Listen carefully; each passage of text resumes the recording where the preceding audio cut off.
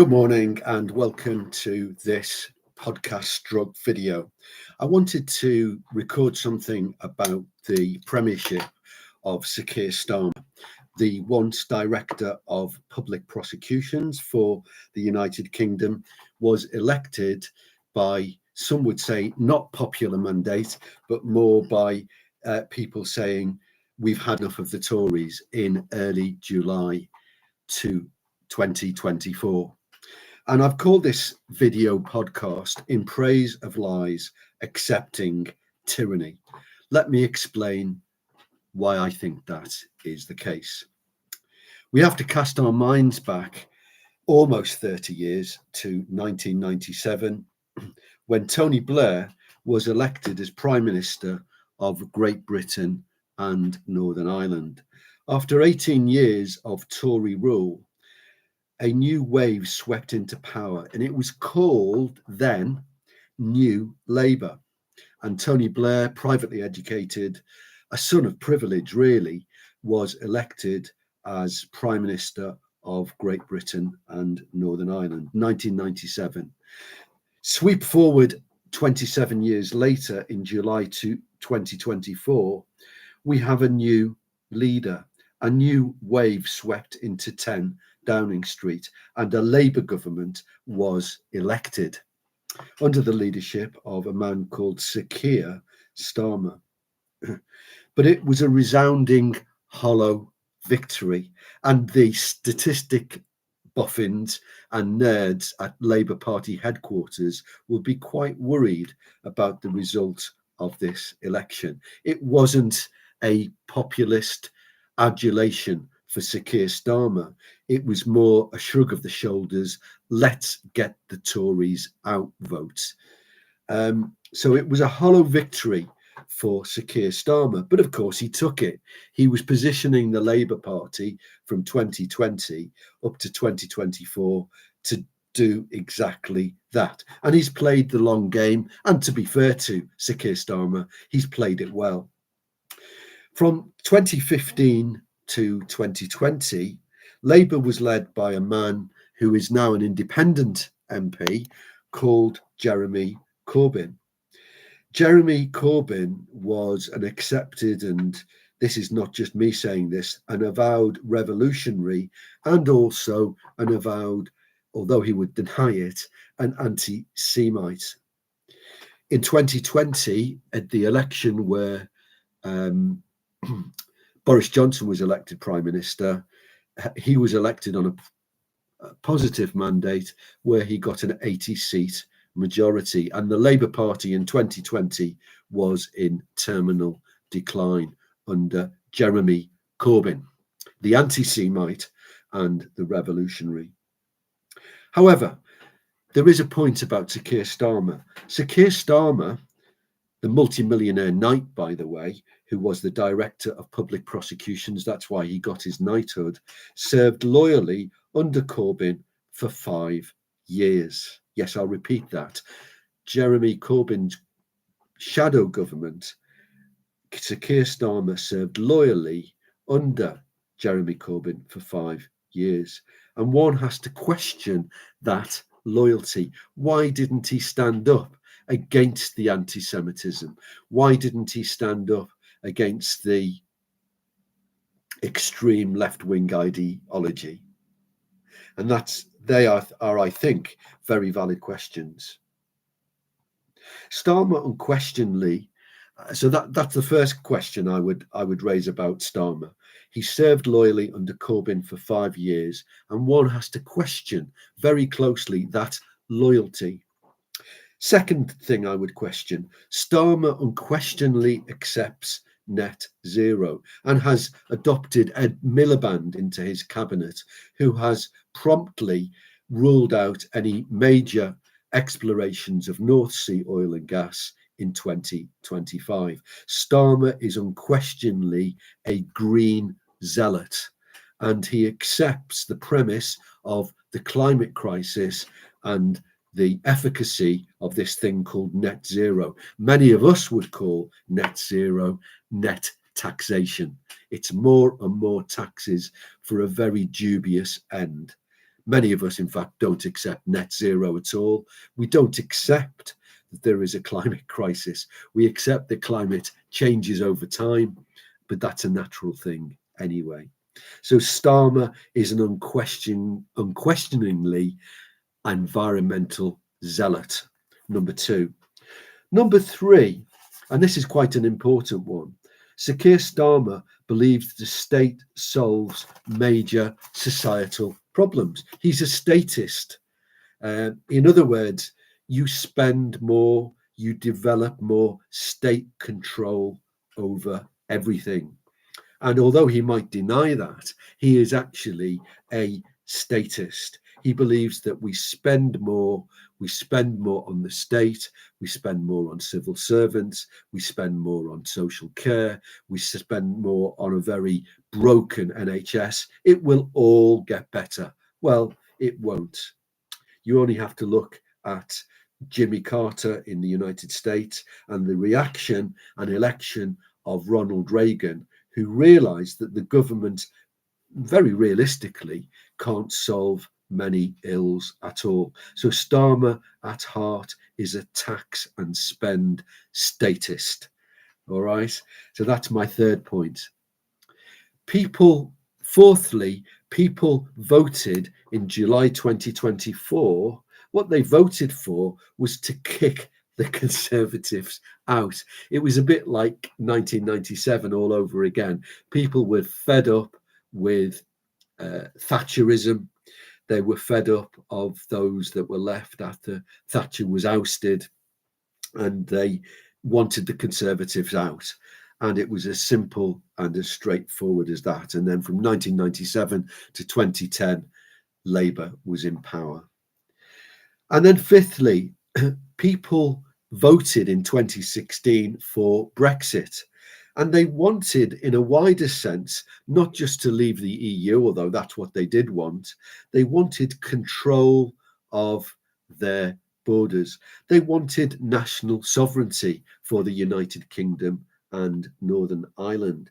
They don't and didn't want a more centrist Tory administration, which is what they actually, in fact, got under Boris Johnson and Rishi Sunak.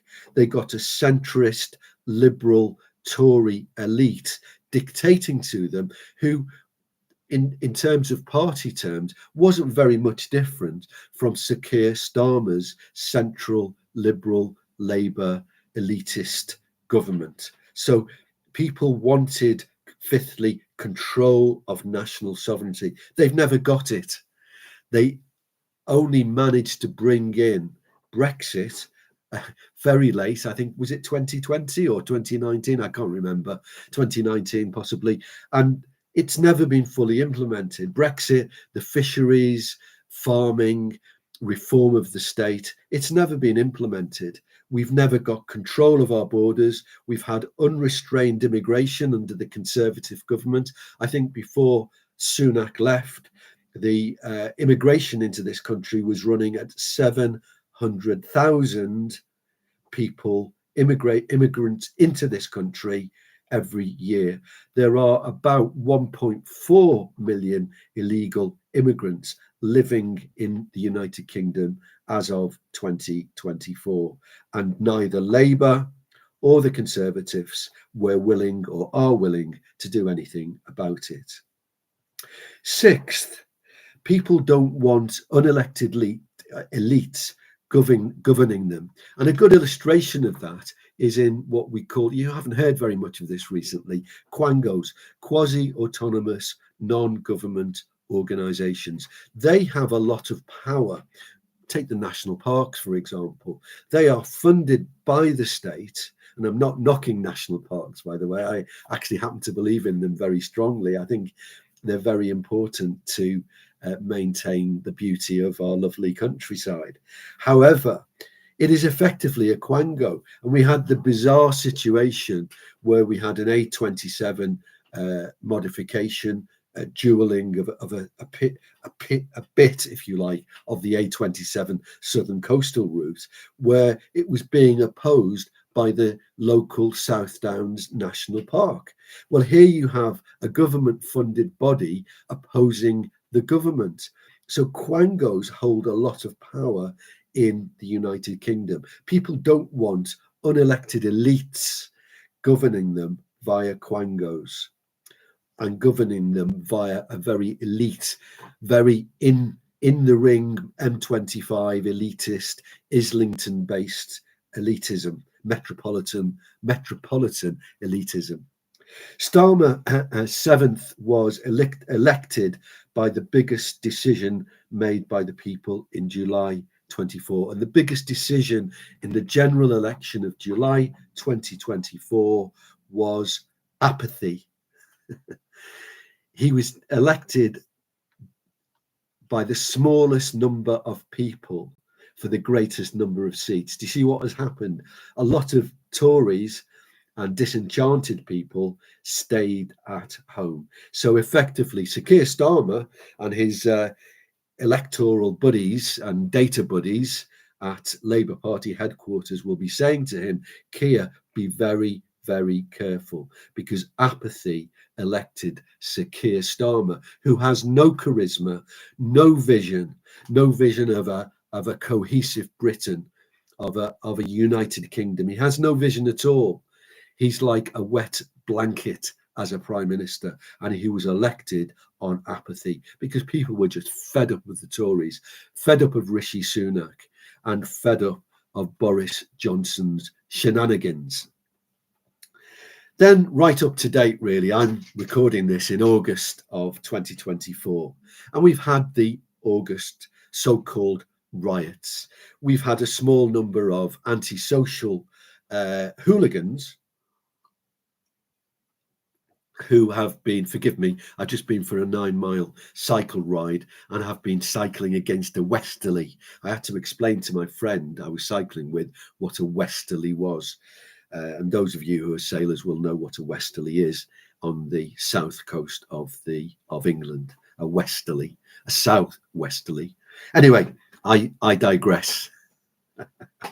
So the August riots, and I say riots in inverted commas because a vast number of these people who were protesting for enough is enough were totally peaceful. Sadly, they were taken over by a small rump of very violent thugs, and they were thugs. I totally admit that.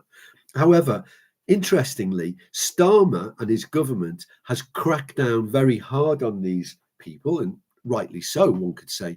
But why doesn't he crack down on illegal migrants who cross the channel? Why?